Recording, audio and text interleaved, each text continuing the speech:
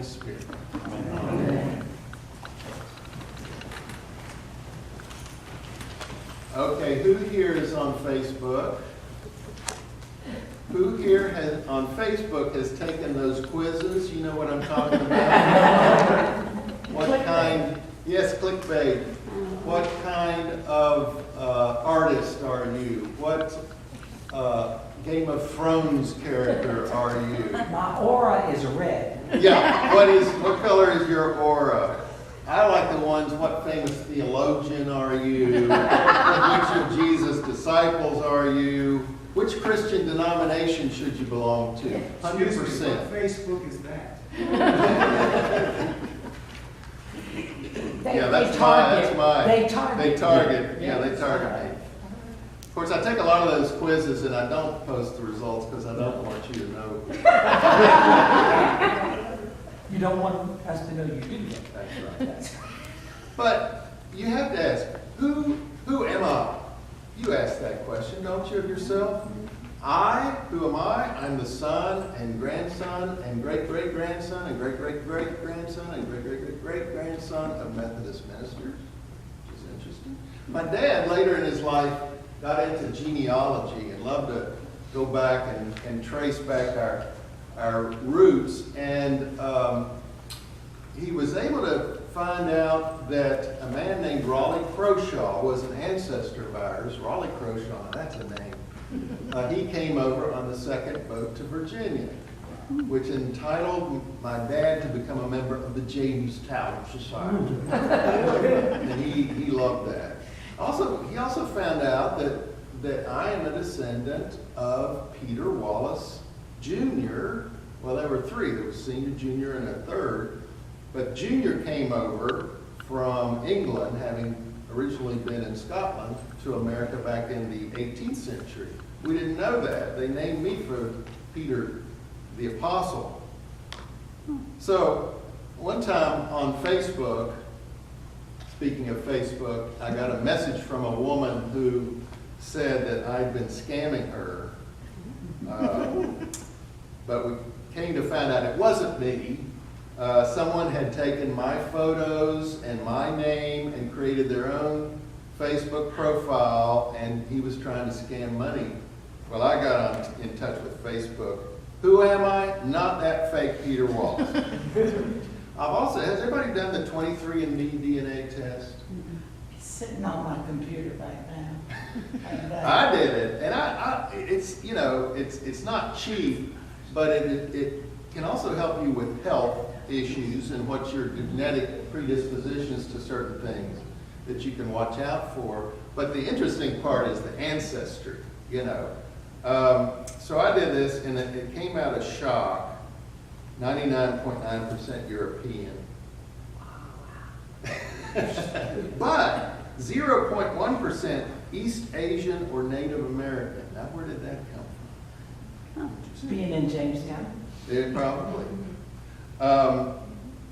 23andMe also says that I am a descendant of Nile of the 9 hostages, which sounds like I could be in Game of Thrones. Nile of the 9 hostages, isn't that great?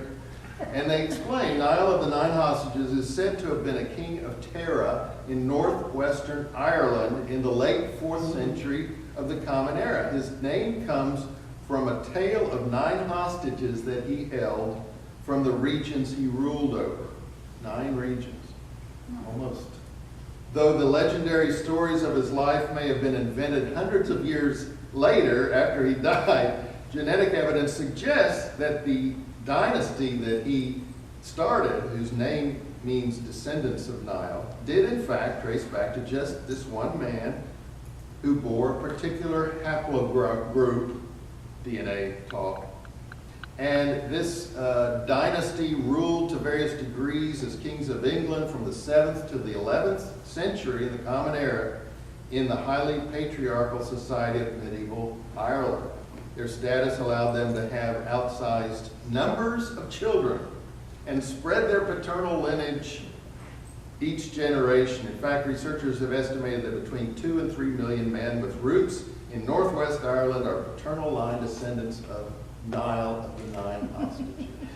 So who am I? You may call me Your Highness. My dad's nickname for me was Rocky. And it comes from the text today. You are Peter, Cephas, and on this rock, Petros, I will build my church. The seminary buddy used to call me all the time, Petros Cephas the Rock. That was my name.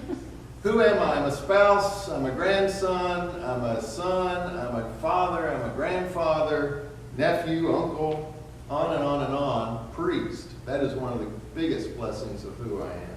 Well, I could bore you all day, and I already have probably, with who I am. But here's a much more interesting question. Who is Jesus? Who do people say that I am? Jesus asked his disciples. What's the buzz about me? Jesus asks his entourage. He needs to know if his message is getting out there accurately. And it's not quite, because they're not sure who he is and what he's doing. You know, is he John the Baptist come back or a prophet? So he's kind of testing the waters to see where things are, that people are picking up who he is and what he's saying, what he's doing. And he says, it's still not time for me yet. So don't tell anybody. But what are the people saying? Well, Simon Peter gets it. He understands and he blurts out the right answer. Bingo. Jesus is the Messiah, Son of the living God. And Jesus blesses him for this. And he says, you didn't get this from any human source, but from God the Father, who has revealed it to you. But who is Jesus? Think about that. Who is Jesus to you? Who do you say that I am? I love what Pastor Steve Garnos Holmes wrote about this. It's a prayer to Jesus. Beloved, you are my bread and wine, my peanut butter and jelly, my chocolate. You are my teacher, my rescuer, lover of heaven, light of my way. You are God's selfie and my best mirror. You are the one in whom I meet my many, the world's many, all of us one. You are my breathing coach, my soul's midwife, the reaching out in me, lover that lights my love, comedian in my tragedies, pitcher my hope pours into and from. You are the hole through which God springs out of my life. You are the one who knows and who never makes fun of me. Trickster, host, and scout, you hide in every low place. Find the question in everything. Show me the holy in everything. When I burrow into my ruin, you are the one I met there preparing a table. You laugh at my sin, hold my despair, sleep in my boat, stand on my forgiveness, walk my way, die my death. You are my next life, germinating in me. On my cross, in my grave, you wait for me. You are my resurrection. And so you are for the whole aching world. For this holy, spinning universe that sings in harmony for you, our thanks to God. Isn't that beautiful? Well, what does this mean to us? If Jesus really is the Son of the living God, the one God has sent to earth to teach us, to heal us, to redeem us, to call us to follow him, what does this mean to us? It all depends on our response to this good news and to this question. And that is evident by how we live. So ask yourself, who am I? In light of how I answer, who is Jesus? Who do people say that I am? Think about this with me in your own mind. How would people in my life answer that? Who are you? How would my loved ones answer that? My family, my spouse? How would the person behind me in that long grocery line answer that question? Who am I? How would the person I cut off in traffic answer that? How would my coworkers answer that, especially that one that really annoys me?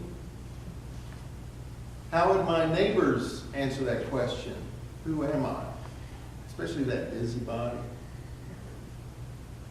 How would someone I come across during my busy day who's holding a sign that says they need help or food, how would they answer the question, who are you? How would someone I know of a different ethnicity or religion or region or economic level or orientation answer that about me?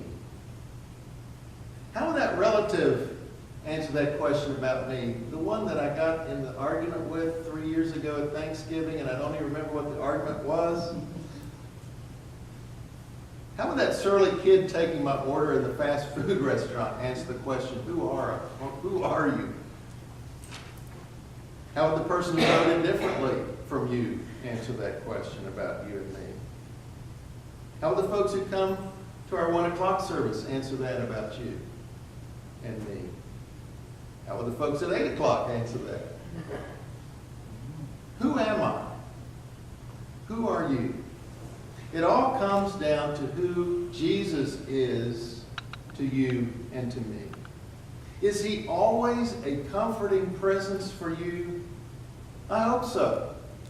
But is he also challenging you, prodding you, urging you to take a stand for righteousness, for justice, for peace in some situation or other, offering love or help outside your comfort zone to someone?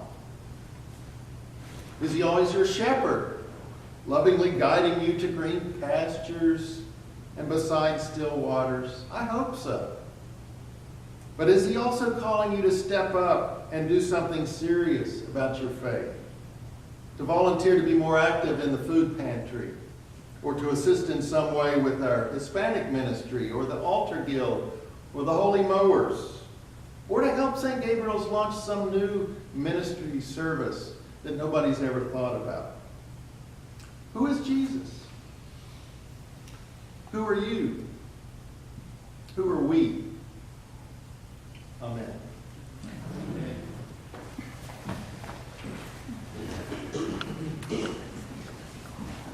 Who are you?